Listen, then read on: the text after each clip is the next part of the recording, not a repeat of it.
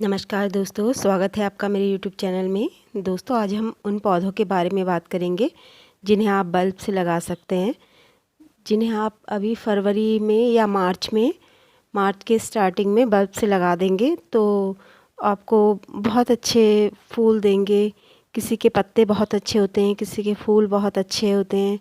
और ये देख रहे होंगे आप अमेरिस लिली, इसके पत्ते और फूल दोनों ही बहुत खूबसूरत हैं।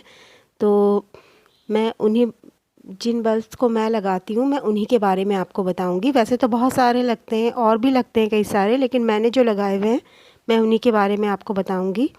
सबसे पहले मैं बता देती हूँ आपको, ये है अमेरिस लिली।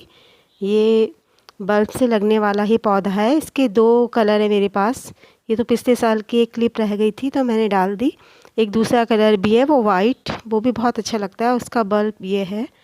बहुत मैंने इसको यहाँ सेव करके रख दिया था। मैंने कहा ज़मीन में ही रहने देती हूँ। अब मैं इसे एक पॉट में लगाने जा रही हूँ। तो काफ़ी गहरा चला जाता है ये, तो इसे हमें जब भी हम निकालते हैं ना तो बहुत सावधानी से निकालना चाहिए ताकि इसका बल्ब ख़राब ना हो। ये जो हम खुरपी से कर रहे हैं ना, इस खुरपी से उसमें लगे ना, तो हमें बहुत सावधानी से चारों किनारे की मिट्टी हटा हटा कर आराम से निकालना चाहिए। बल्ब तो आपने देख ही लिए कि काफ़ी हेल्दी हैं। और सॉइल मिक्स मेरी रेडी है। ये किचन वेस्ट कंपोस्ट रखा हुआ था थोड़ा सा, उसी को ही मैंने मिट्टी में मिलाया है। तो इसको मैं अभी एक पॉली बैग में लगा रही हूँ और जो दूसरी वाली लिली है वाइट वाली, उसको पॉट में लगाऊंगी। फिर उसके बाद अगर इसकी ग्रोथ अच्छी हो जाएगी, इसमें पत्तियाँ आने लग जाएंगी, तब उसके बाद गमले में शिफ्ट कर दूँगी।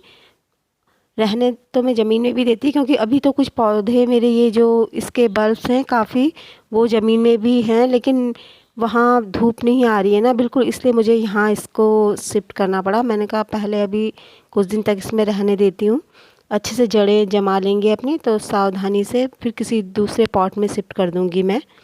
तो सॉयल मिक्स तो बता ही दी मैंने। आपके पास जो भी खाद हो आप वो डाल सकते हैं।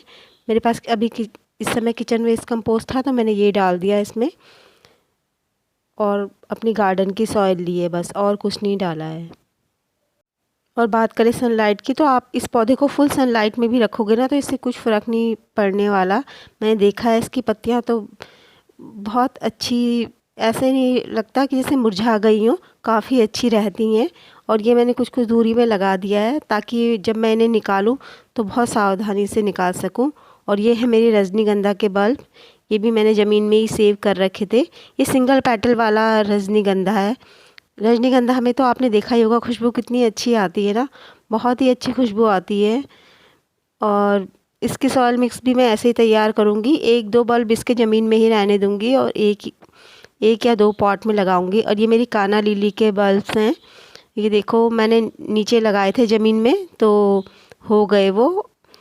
और ये इसके कुछ बल्ब्स अभी अब लगाऊंगी, ये मैं पॉट में लगाऊंगी। अब सीजनल प्लांट, जो ये फूल वाले प्लांट, ये इनका सीज़न चला जाएगा ना, उसके बाद पॉट खाली हो जाएंगे, तो इसके लिए मैंने रखे हुए हैं, तो कुछ इसमें लगाऊंगी। इसकी पत्तियां बहुत खूबसूरत होती है, अगर फूल ना भी आए ना तो तभी पत्तियां बहुत खूबसूरत होती हैं। और ये मेरे कैलेडियम के बल्ब हैं। कुछ मैंने ज़मीन में लगा रखे हैं, मेरे पास 3-4 कलर के कैलेडियम हैं। कुछ मैंने ज़मीन में लगा रखे हैं और इनको मैं पॉट में लगाऊंगी, लेकिन मैं आज नहीं लगा रही हूँ इनको। तो पॉट में आपको इसे कैसे लगाना है, जो इसका फ्लैट साइड है वो नीचे रहेगा और थोड़ा जो उभरा हुआ साइड है उसे आप ऊपर के तरफ रखेंगे। इसमें मैंने पहले भी वीडियो डाला हुआ है कैलेडियम में। तो आपको क्या करना है, बल्ब लेना है और उसका जो फ्लैट साइड है, ये देख रहे होंगे आप, ये फ्लैट है और ये कुछ उभरा हुआ है। इसमें तो खैर पत्ती भी छूटी हुई है, लेकिन अगर आप बल्ब कहीं नर्सरी से लोगे या ऑनलाइन मंगाओगे तो उसमें ये सिंपल ही रहेगा। तो आपको ये नोट करना है कि जो उभरा हुआ हिस्सा होगा ना उसे ऊपर रखना है। और बहुत गहरा, किसी भी बल्ब को बहुत गहरा नहीं लगाना चाहिए बस। तो बस इसी बात का आपको ध्यान रखना चाहिए कि बहुत ज़्यादा गहरा नहीं लगाना चाहिए किसी भी बल्ब को। जैसे और पौधे तो आप धूप में रख दोगे फुल सनलाइट में तब भी हो जाएंगे, लेकिन कैलेडियम का आप ध्यान रखना। मेरे कैलेडियम तो पोर्च में ही रहते हैं हमेशा, जहाँ उनको छन छन के धूप मिलती है। तो आप चाहो तो ग्रीन नेट के नीचे रख सकते हो या सेमी शेड में, या अब जैसे जैसे गर्मी बढ़ेगी ना, तो जैसे हम कुछ पॉट को इकट्ठा करके रखते हैं तो उस तरह से भी आप रख सकते हो। मेरे कैलेंडर तो हमेशा पोर्च में ही रहते हैं, मैंने डायरेक्ट सनलाइट में कभी भी नहीं रखती हूँ, तो इस बात का ध्यान रखना। और ये जो कैलेंडर में पानी के लिए तो आप उसकी आवश्यकता अनुसार ही पानी डालें, मैं तो इनमें ओवर वाटरिंग नहीं करती हूँ कभी। तो जब देखें कि इसकी मिट्टी सूख जाए तो उसके बाद ही पानी डालें। और गर्मियों के पौधों के बारे में तो आपको मालूम ही होगा कि पौधों को पानी काफ़ी चाहिए होता है।